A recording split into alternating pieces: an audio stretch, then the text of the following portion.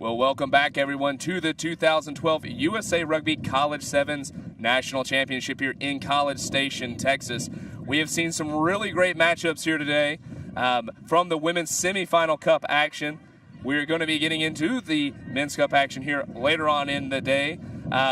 Some really, really tough matchups here. For the Women's Shield, we'll have that championship game at 2 p.m. That will be Texas Tech versus Colorado on Field 1.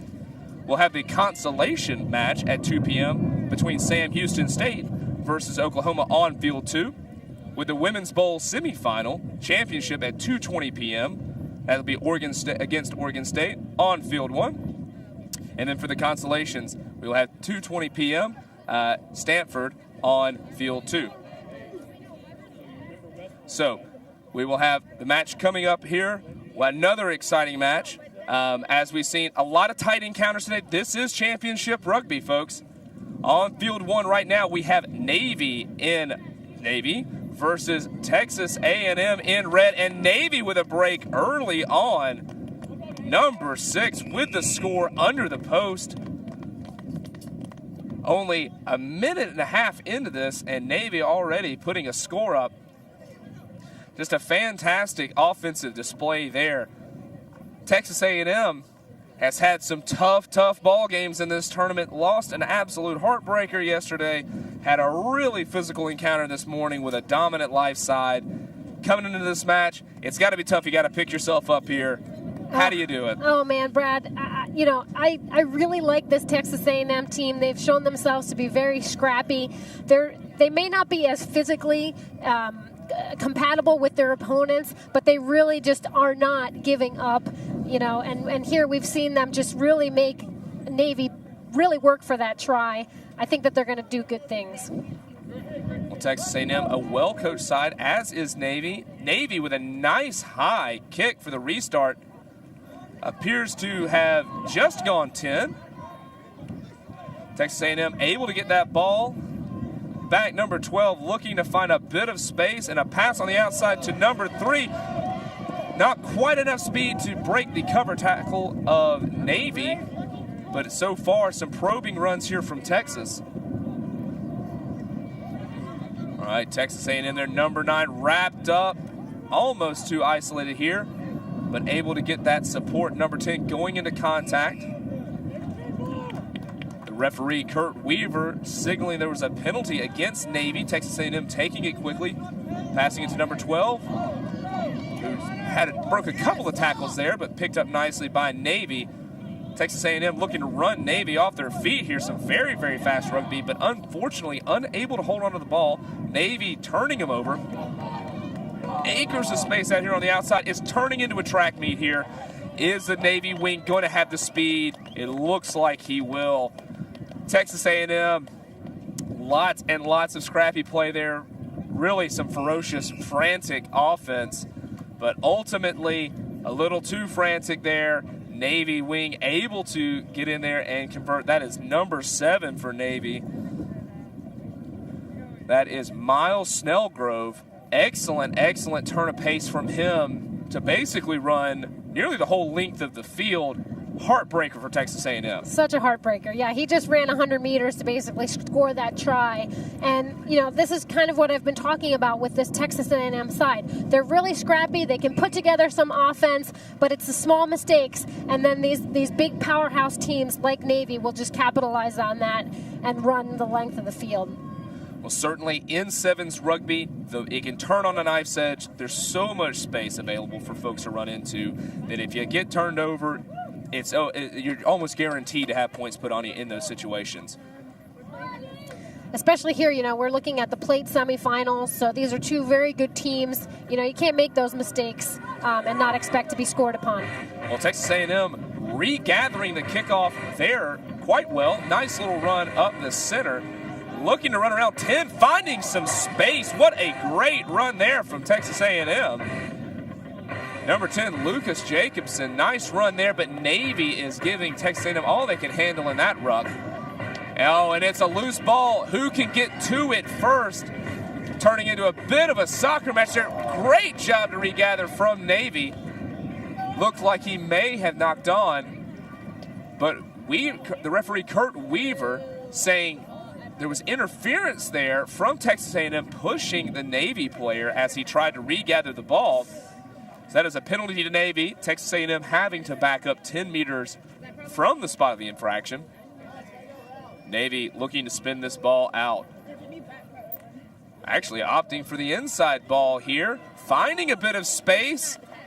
Great run here. Texas A&M just wrapping it up. Ball squirts out, but Navy, number 3 for Navy, looks like he had stretched over and had the try, but the referee says, hey, let's just have a little bit of a chat and make sure. Everything looked great. Try awarded. Boy. That was just a great individual effort there by Navy's number 3, Christopher Rexley. And, you know, unfortunately, what it comes down to is if Texas A&M is going to take 4 people to tackle 1 Navy player, there's going to be a lot of space for everybody else on the field. Absolutely. In sevens rugby, it's a full regulation size field, just 7 players. As you mentioned, you get too many wrapped up in that tackle situation, can make life tough. We've seen from Texas a very aggressive style in the contact area, in the tackle, bringing in a lot of players, trying to turn that ball over, slow them down. But that's the danger, is it not, from a high-risk, high-reward sort of defense? Absolutely. It's, you know, one of the mottos in sevens is 1 tackle, 1 person. Because if you commit too many people to the tackle, obviously there's going to be a lot of space left over. Well, Navy with a nice high kickoff here. Appeared to just go 10, but there was a knock-on from Texas A&M. Referee playing advantage to Navy. Good run here from Navy, looking dangerous. Navy getting the ball out here, number 5. Look to draw a few defenders here. The center just wrapped up. Looking to pick it up here, number 5, Jack McAuliffe from Navy. That is a penalty to Texas A&M. Hands in the ruck. You are not allowed to play the ball in a ruck situation if you are defending your offensive team on your feet in the ruck. And here we are. Texas A&M looking to get on the board. They are down by 3 converted tries. And they need to get one in here before the half. Oh, a big tackle from Navy there, but lots of space open here for number 12 for the Aggies. Just no support. Navy doing a good job to get back and cover that break. Texas A&M spinning this ball out. Number 11 has looked good all day long. Excellent breaking tackle there. Oh my goodness. That was certainly unexpected, and boy, that has just got to take it out of your sails if you're Texas A&M. That is just disappointing. I mean, he really thought he was in for the try. That was number 11, Matthew Theodore, and then, you know, that really just goes to show that on defense, you cannot let up, and you can prevent any try from happening. Remember that in rugby, not only do you have to bring it across the line, but you have to touch it down on the ground in the try zone. Well, for those of you just joining us, we are here at the 2012 USA Rugby College Sevens Championship on ESPN3. We are watching the men's plate semifinal action between Texas A&M in red and Navy in blue. Navy leads this ball game 21-0 over Texas A&M. And what has been, as all of these games have come to be, quite a scrappy endeavor here. With us right now, we have a Princeton player, Ms. MacArthur, number 4 for Princeton. How is the game going? It was obviously a tough matchup there for you guys, but playing really well. You've had a great tournament so far and a great game. Thank you. I mean, I'm proud of how we played. I think it was a tough match. We played really good defense. We had a few too many mishandlings that they were able to capitalize on, but I mean, overall, I'm proud of our effort. Well, absolutely. That Navy team, very strong there. You guys have had such a good job, have done such a good job all weekend long of passing the ball, good continuity play. Do you feel that Navy was able to maybe disrupt that a bit and get you guys outside of your game? I think we started off playing a little bit outside of our system, but we definitely got back into it, and we were playing our game, especially at the start of the half. We just, like I said, I think made one too many errors that they were able to score off of. So right there at the end, heartbreaker. Looked like you were going to get the equalizing, maybe the winning score, just a little bit forward. pass. Was it just a case of nerves trying to force it just a bit too much, or it just happens? There's a couple inches. Yeah, I think we just got a little over eager, and an inch. It's an inch, but it's a game of inches. Wrap it up. Well, that was a tough thing to watch. I know that must have broken a lot of hearts in Princeton, but a great effort down to the wire. Fantastic game of rugby. You guys got to be proud of that. We are. Thank you. Well, fantastic. Thank you very much. We take it back to the action on field 1 between Texas A&M and Navy. Navy with the ball in hand here now. There we go, Lucas! But Texas A&M, as ever, combative. They actually win a penalty as a result. Navy deemed to have dived onto the ball. Texas A&M with a nice crash run there. But here we are, Texas A&M trying to make something happen here. Looking good so far, picked up from the base, and a fantastic opportunistic try there. Defense was set for the ball to go wide. Nobody at home around the rucks. Number 6 for Texas A&M. See, that is Raymond Hawkins. Good heads-up play by him. Oh, that was fantastic play. And, you know, I think the coach probably gathered the Texas A&M squad and said, look, guys, you got to go out there and you got to leave your hearts on the field, and that's exactly what they're doing. Well, Texas A&M kicking off to Navy here. Nice high restart. Again, Texas A&M trying to slow that ball down. Good tackle there. Nicely disrupts the pass to Navy. Navy spinning the ball all the way to the outside of the field. Number 7 finding a bit of a gap. Just not able to thread that through. Number 4 for Navy. The nice jinking run there. Navy spinning the ball back out to the opposite side of the field. Hoping for a bit of space, and number 2 finds it, Spencer Wilson. And then nice offload to number 5, Jack McAuliffe. Just not able to get over the line, however. And the referee awards a penalty to Texas, saying that the ball was being shielded. So, boy, what a got some breathing space there for Texas, trying to make something happen here. They've got a major overlap here. If they can take advantage of their numerical advantage, and they just can't do it. Accidentally knocking the ball on. Boy, you got a 4-on-1 situation. A 4-on-1 has to be converted each and every time. That's an unquestioned. Well, what do you see going wrong there? Is that a case of perhaps the supporters maybe just a little bit too fatigued, not able to keep up with their man? What happened there? I think that's exactly what we saw. We saw the player trying to make something happen with the ball in hand, and his 2 supporters, instead of being there, drops back. And I don't know if they felt that he was going to make it all the way, but at this stage of rugby, you can't let him go alone. Well, we have a scrum situation here, hotly contested there. Navy able to get the ball, but under a bit of duress. A little chip through, a clever kick here from Navy. Beautiful read. Just an odd bounce. Unfortunately, looked like just a beautiful scoring opportunity there. Great job from Navy reading that there was no sweeper back to field the kick, but just unfortunate. It's an odd-shaped ball, isn't it? It is, and, if it had bounced into his hands, he would have been the hero, and knocking it forward, now he's the villain, but that's just how the rugby ball bounces. Well, you don't see a lot of kicking in sevens rugby. Given the amount of space, folks generally like to hold it on, but boy, what an educated boot there from the Navy players.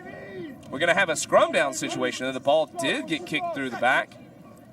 That is a feed to Texas A&M.